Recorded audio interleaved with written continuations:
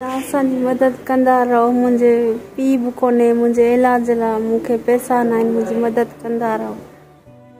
अस्सलाम वालेकुम दोस्तों ये छोटी यतीम बच्ची रिमशा है और ये भाई करीम बख्श जैसर जो इंतकाल कर गए थे कैंसर जैसे मुज़ी मर्ज में, ये इनकी जोजा है। ये भाई मरहूम करीम बख्श जैसर के अहले खाना है जो इस वक्त बड़ी अज़ियत में है। सिस्टर रिमशा बहुत बीमार रहती है, फेस्टुला भी लगा हुआ है और किडनी में इन्फेक्शन भी है। इनका इलाज कंटिन्यू है, ये आप देख सकते हैं यहाँ पर फेस्टुला लगा हुआ है।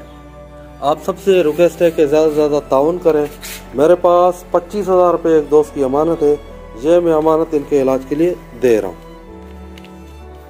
और दोस्तों आपसे भी गुजारिश है कि ज़्यादा से ज़्यादा ऐसी गरीब फैमिली की मदद करें। शुक्रिया, जज़ाकल्लाह। असांजी मदद कई, अल्लाह पाक उनखे ख़ुशि रखे, उन बच्चनि खे ख़ुशि रहे। असांजी मदद कंदा रहो। मुंहिंजी यतीम न्याणी बीमार आहे। असांजी मदद कंदा रहो। मुझे पीउ भी कोन्हे, मुझे इलाज ला मूंखे पैसा ना आहिनि, मुझी मदद कंदा रहो।